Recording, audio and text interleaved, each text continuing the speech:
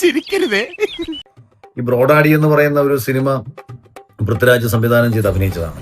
അപ്പൊ ഇതിനകത്ത് ലാലേട്ടന്റെയും മീനയുടെയും മകനായി അഭിനയിക്കുന്ന പൃഥ്വിരാജാണ്.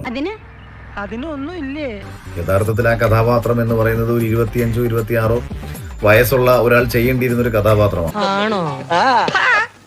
അപ്പൊ ആ ഒരു കഥാപാത്രം ഒരു സംവിധായകൻ എന്നതിലെ വേണമെങ്കിൽ മറ്റേതെങ്കിലും യുവതാരത്തെ വെച്ച് ചെയ്തിരുന്നുണ്ടെങ്കിൽ ആ കഥാപാത്രം കുറച്ചും കൂടെ മനോഹരമാവുകയും കുറച്ചും കൂടെ അതിനെ ഒരു യുക്തിഭദ്രമായിട്ടുള്ള ഒരു ഫീല് വരികയും ചെയ്തത്. പലരും ചോദിക്കുന്നു, അവന്റെ ആദ്യ പടത്തിൽ താനാണോ നായകൻ എന്നാ പലരും ചോദിക്കുന്നത്.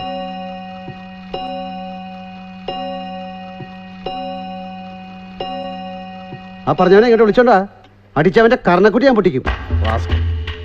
ഇപ്പൊ ചെയ്തുകൊണ്ടിരിക്കുന്നത് എന്താണ്, തന്റെ അവസരങ്ങൾ തേടി മുംബൈയിൽ പോയിട്ട് അവിടെ നിന്ന് ഹിന്ദിയിൽ നമ്മൾ ഈ ചെയ്തിട്ടുള്ള സിനിമകളും കഥാപാത്രങ്ങളും കണ്ടാൽ കോമാളിത്തരങ്ങൾ എന്ന് തോന്നിപ്പിക്കത്തക്ക കഥാപാത്രങ്ങളാണ് ചെയ്തുകൊണ്ടിരുന്നത്. ചെയ്ത കഥാപാത്രം മനോഹരമായിട്ട് ചെയ്തതിനപ്പുറത്തേക്ക് എല്ലാ സിനിമകളിലും ഒരേപോലുള്ള ഭാവാഭിനയം, സ്വയം നന്നാവില്ല, ബാക്കിയുള്ളവർ നന്നാക്കേമില്ല. കൃത്രിമത്വം നിറഞ്ഞ അഭിനയങ്ങളും നാടകം എന്ന് തോന്നിപ്പിക്കത്തക്ക സംഭാഷണ ഡെലിവറികളും ഒക്കെ തന്നെയാണ് പല കഥ. അതിൻ്റെ അകത്ത് അതാണ് അദ്ദേഹം നടൻ എന്ന രീതി ചെയ്തു വെച്ചിരിക്കുന്നത്.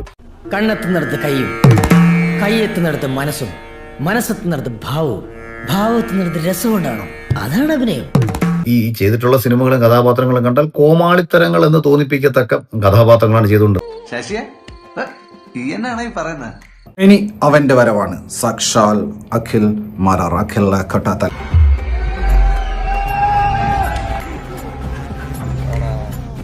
അവന്റെ കണ്ണിൽ എന്തോ തീക്ഷ്ണതയോടെ കത്തുന്നു. അതായത് അതിൻ്റെ വിഷ്വൽ കണ്ടു തുടങ്ങുമ്പോൾ തന്നെ സീരിയലിനും ഷോർട്ട് ഫിലിമിനും ഒക്കെ താഴെ നിൽക്കുന്ന ഒരു വിഷ്വൽ ക്വാളിറ്റി ആയിട്ടാണ് എനിക്ക് ഫീൽ ചെയ്തത്. അവരെ പല്ലെറിഞ്ഞിട്ട് കാര്യമില്ല, ആരാണെങ്കിലും ചിരിച്ചു പോകും. ഒരു വകതിരിവില്ലാത്ത മലയാളി.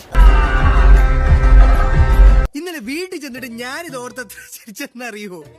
ഈ കാര്യം അമ്മയോട് പറഞ്ഞിട്ട് അമ്മയോട് ഒടുക്കത്തെ ചിരി ഇതുവരെ ചിരി നിർത്തിയിട്ടില്ല.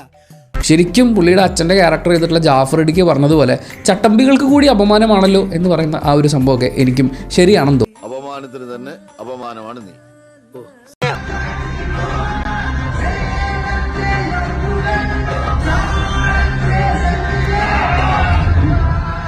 പൊന്നോ, ഒടുക്കത്ത അഭിനയം.